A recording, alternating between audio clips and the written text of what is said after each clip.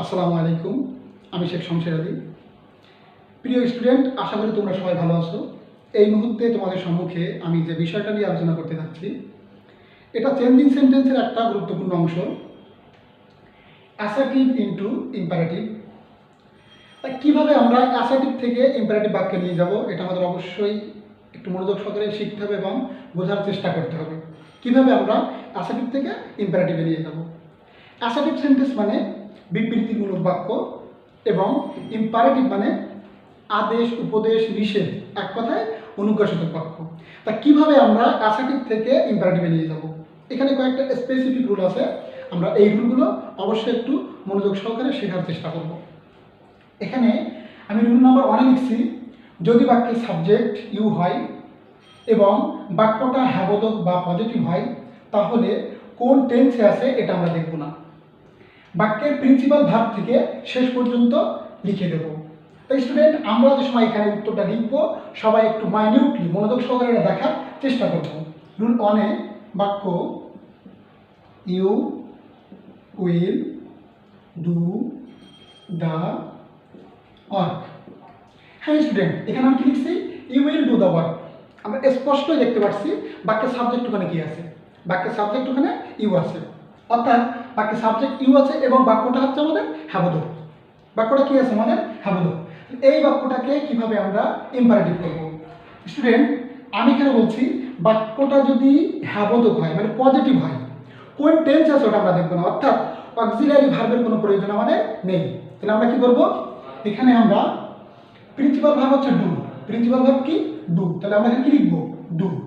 এবং তারপর আমাদের অবজেক্ট আছে দ্য ওয়ার্ক, আমরা এটা লিখে রাখবো দ্য ওয়ার্ক।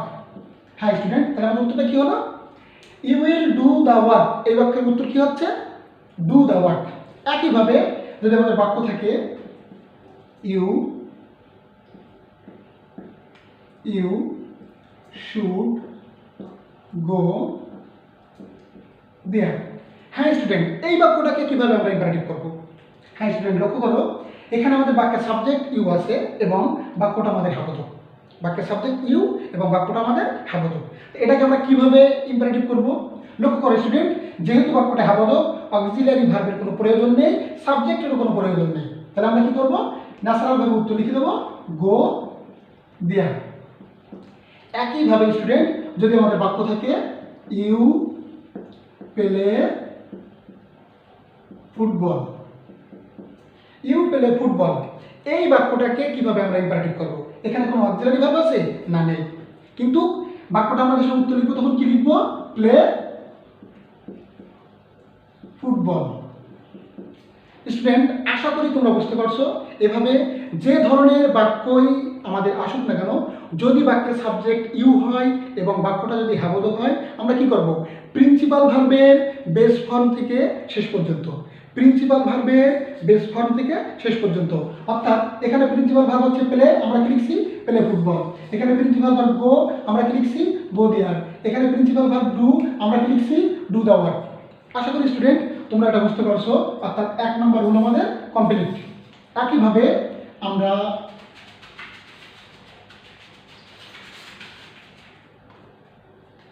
দুই নম্বর রুল দেবো স্টুডেন্ট। 2 নম্বর রুল, অর্থাৎ আমি লিখছি বাক্যের সাবজেক্ট যদি ইউ হয় এবং বাক্যটা যদি নাবোধক বা নেগেটিভ হয়, তাহলে বাক্যের প্রথমে আমরা do not plus V1 plus etcetera লিখবো। স্টুডেন্ট, কিভাবে আমরা লিখবো? আমরা একটু বোর্ডে লক্ষ্য করি। রুল নাম্বার 2, এখানে যদি বাক্য থাকে এমন you will not take tea. হ্যাঁ স্টুডেন্ট, এই প্রশ্নটা কিভাবে আমরা ইম্পারেটিভ করব? এখানে আমাদের লক্ষ্য করতে হবে বাক্যের সাবজেক্ট আমাদের কি আছে? ইউ, এবং বাক্যটা নাবোধক, অর্থাৎ বাক্যের মধ্যে আমাদের কি আছে? নট আছে। স্টুডেন্ট, বাক্যের সাবজেক্ট যদি ইউ হয় এবং বাক্যের মধ্যে যদি নট থাকে, তখন আমরা যে সময় উত্তর লিখবো সবার আগে আমরা কি লিখবো? Do not. কি লিখবো student? Do not. Do not লেখার পরে ওখানে আমাদের দেখতে হবে যে প্রিন্সিপাল ভার্ব কি আছে। প্রিন্সিপাল ভার্ব আছে টেক, তাহলে আমরা কি লিখবো এখানে? টেক। অর্থাৎ ডু নট টেক, আমাদের লাস্টে আছে অবজেক্ট আছে টি, তাহলে আমরা এখানে লিখে রাখবো টি, অর্থাৎ ডু নট টেক টি। একইভাবে স্টুডেন্ট, যদি এমন থাকে ইউ শুড নট টেল এ লাই। তোমার মিথ্যা বলা উচিত নয়। স্টুডেন্ট, এখানে বাক্যের সাবজেক্ট কি আছে? ইউ আছে, এবং বাক্যটা আমাদের নাবোধক, অর্থাৎ বাক্যের মধ্যে আমাদের কি আছে? নট আছে। এই বাক্যটাকে কিভাবে আমরা ইম্পারেটিভ করব? স্টুডেন্ট, আমরা যে সময় উত্তর লিখবো তখন কি লিখবো? আমি আগেই বলছি, আগে কি বলছি? প্রথমে আমরা ডু নট লিখব, অর্থাৎ do not, do not. Principal verb কে? টেল। তাহলে আমরা কি লিখবো? ডু নট টেল এ লাই। আশা করি স্টুডেন্ট তোমরা বুঝতে পারছো।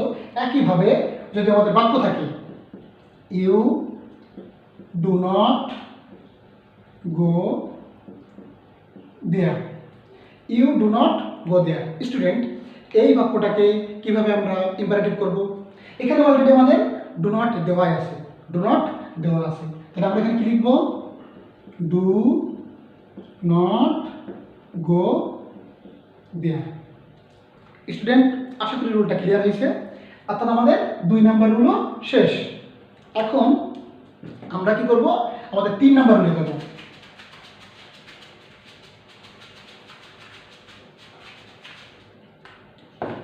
আমরা কি করব? আমাদের 3 নাম্বার রুলে যাব।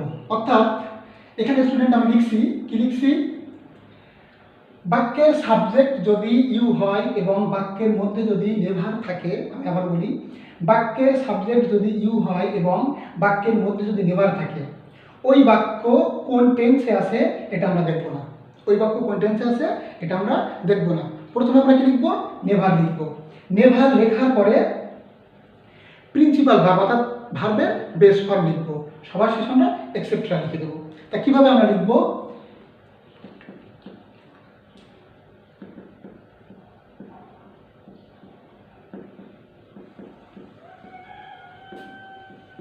হ্যাঁ স্টুডেন্ট, আমরা এখানে কি লিখছি?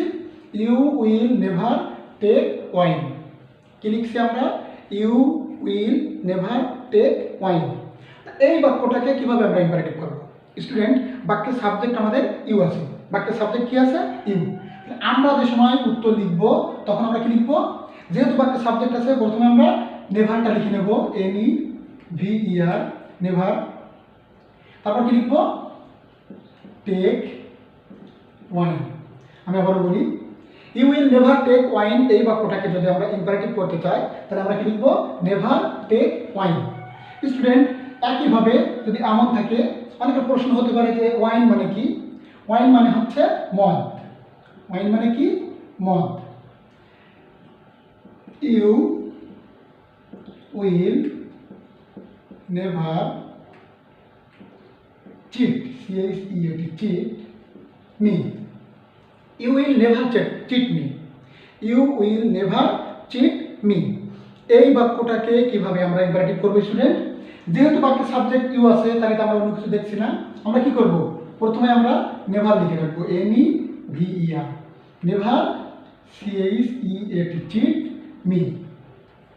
একইভাবে স্টুডেন্ট, যদি আমাদের বাক্য থাকে you should never go there. কি আছে student? You should never go there. এই বাক্যটাকে কিভাবে আমরা ইম্পারেটিভ করব? আমরা যে সময় ইম্পারেটিভ করব তখন আমরা কি লিখব? Never go there, NEVER, never go there, never go there, never go there. Student, আমাদের 3 নাম্বার হলো শেষ। 3 নাম্বার হলো শেষ।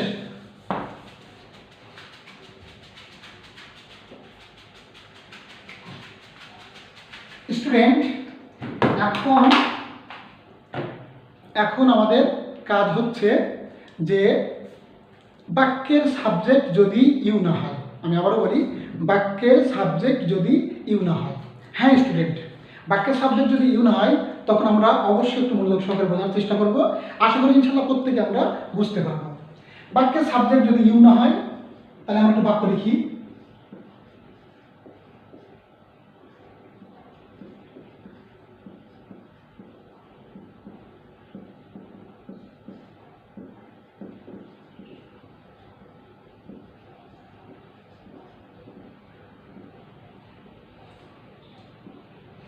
হ্যাঁ স্টুডেন্ট, আমরা এখানে কি লিখছি? We should exercise regularly. We should exercise regularly. Student, ওখানে কি বাক্যের সাবজেক্ট ইউ আছে? না, বাক্যের সাবজেক্ট ইউ নেই। তাহলে ওই বাক্যটাকে আমরা কীভাবে কমপ্লিট করব? আমি এখানে লিখে রাখছি যে প্রথমে আমরা লেট লিখব। কখন লেট লিখব?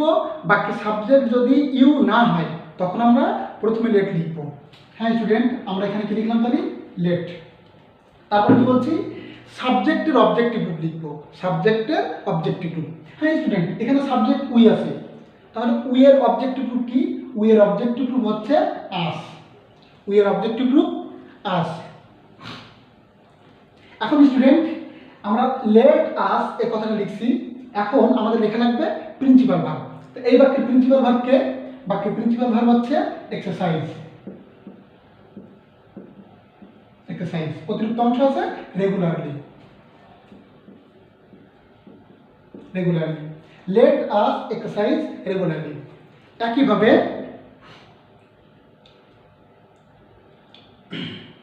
লেট আস এক্সারসাইজ রেগুলারলি। এখন এই বাক্যটাকে আমরা কি লিখছি? Let us exercise regularly.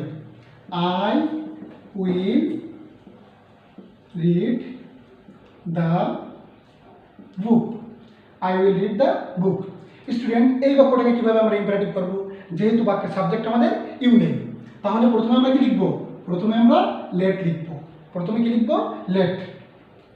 লেটের পরে বলছি যে সাবজেক্টটা থাকবে তার অবজেক্টিভ রূপ। এখানে সাবজেক্ট কে আছে? আই। তাহলে আইয়ের অবজেক্টিভ রূপ কি? মি। তাহলে আমরা এখানে কি লিখব?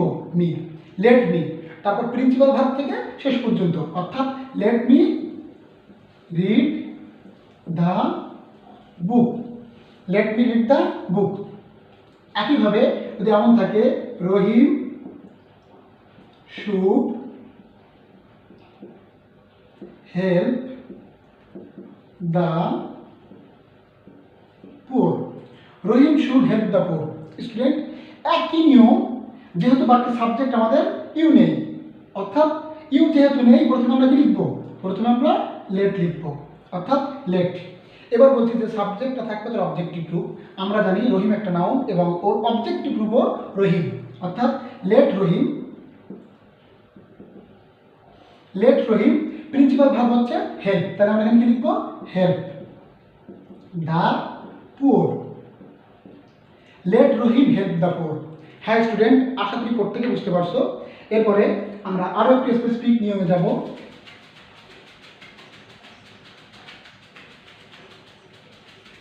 আমরা আমাদের চতুর্থ নম্বরগুলো শেষ। চতুর্থ নম্বরগুলো শেষ। এখন আমরা পঞ্চম নম্বর রুলে। আমরা কোথায় যাবো এখন? পঞ্চম নম্বর রুলে। পঞ্চম নম্বর রুলটা হচ্ছে একই রকম নিয়ম। আমাদের বাক্যের সাবজেক্ট ইউ না। বাক্যের সাবজেক্ট ইউ না, কিন্তু বাক্যটা আমাদের নাবোধক। বাক্যটা কি? নাবোধক। দেখা যাক স্টুডেন্ট, আমরা এখানে লিখি we will not go there. Student, আমি এখানে কি লিখছি? We will not go there. এখন এই বাক্যটাকে কিভাবে আমরা ইম্পারেটিভ করব? হ্যাঁ স্টুডেন্ট, আমাদের মনে রাখতে হবে, যেহেতু বাক্যের সাবজেক্ট ইউ নেই, তাহলে প্রথমে আমরা কি লিখব? প্রথমে আমরা লিখব লেট। প্রথমে কি লিখব? আমরা লেট। এবং যেহেতু লেট লিখছি, এখানে একটা কথা আমরা খুবই মনোযোগ সহকারে শুনবো। আমাদের যেহেতু বাক্যের সাবজেক্ট যে সময় ইউ ছিল না, আমরা যে নিয়মটা প্রয়োগ করছি এখানে সে একই রকম নিয়ম প্রয়োগ হবে। বাট একটা কথা আমাদের মনে রাখতে হবে, সেটা হলো বাক্যের সাবজেক্ট যদি নাউন হয়, আমরা নাউনের আগে নট দিব। আর বাক্যের সাবজেক্ট যদি প্রোনাউন হয়, তাহলে আমরা প্রোনাউনের পরে নট দিব। হ্যাঁ স্টুডেন্ট, আমরা এই উত্তরটা তাহলে কি লিখব? যেহেতু বাক্যের সাবজেক্ট আমাদের প্রোনাউন, বাক্যের সাবজেক্ট কি আছে? প্রোনাউন। তাহলে আমরা এখানে লিখব let us not go there. Student, একইভাবে যদি থাকে they should not play football. আবার বলি, they should not play football. এই বাক্যটাকে কিভাবে আমরা ইম্পারেটিভ করবো স্টুডেন্ট? যেহেতু আমরা আগে বলছি বাক্যের সাবজেক্ট ইউ নেই, তাহলে প্রথমে আমরা কি লিখব? লেট। আর যেহেতু আমাদের প্রোনাউন আছে, প্রোনাউনের পরে নট যাবে। প্রোনাউনের পরে নট, তাহলে let them not play football. এলে ফুটবল। হ্যাঁ স্টুডেন্ট, আমরা এতক্ষণ লিখলাম প্রোনাউনের নট বা প্রোনাউনের নট শিখছি। এরপর আমরা শিখবো নাউনের নট। কিভাবে আমরা নাউনের নটটা শিখব? এখানে student Rahim will not take tea. কি লিখছি student? Rahim will not take tea. এখন স্টুডেন্ট এই বাক্যটাকে আমরা ইম্পারেটিভ করব। কি করব? ইম্পারেটিভ। তো এই বাক্যটাকে কিভাবে আমরা ইম্পারেটিভ করব? আমরা এই বাক্যটাকে যে সময় ইম্পারেটিভ করব তখন আমরা লিখব লেট নট, কারণ আমরা জানি রহিমের অবজেক্টিভ রূপ রহিম, তাহলে আমরা এখানে কি লিখব? Let not Rahim, let not Rahim take tea, take tea. হ্যাঁ student, let not Rahim take tea. একইভাবে সীমা শুড নট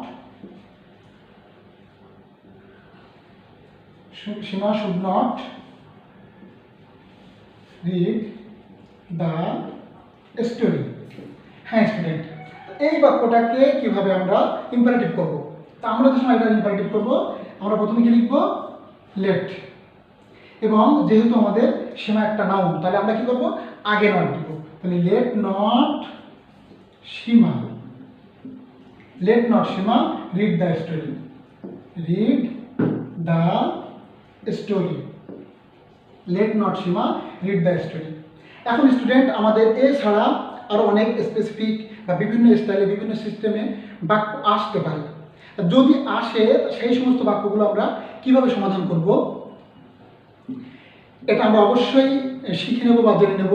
আর অবশ্যই তোমাদের সাথে আমার পরিচয় হবে। এটা আজ যে ভিডিওটা আমি ছাড়ছি এখানে, এটা আমাদের প্রথম ভিডিও। আশা করি তোমরা সবাই এটা লাইক করবা এবং এখানে অবশ্যই কমেন্ট বক্সে কমেন্ট লিখবা। আমি অবশ্যই তোমাদের কমেন্টের উত্তর দেওয়ার চেষ্টা করব এবং তোমাদের সাথে অবশ্যই আমি সংযুক্ত থাকার চেষ্টা করব। এবং আমরা কিভাবে অন্যান্য যে কোনো ধরনের ইংলিশ গ্রামার কিভাবে শিখব, সহজ টেকনিক, সহজ মেথডে সকল প্রকার সিস্টেম আমি এখানে বোঝানোর চেষ্টা করব। আশা করি স্টুডেন্ট তোমরা সবাই ভালো থাকবা। তোমাদের সবার মঙ্গল কামনায় আজ এ পর্যন্ত। আসসালামু আলাইকুম।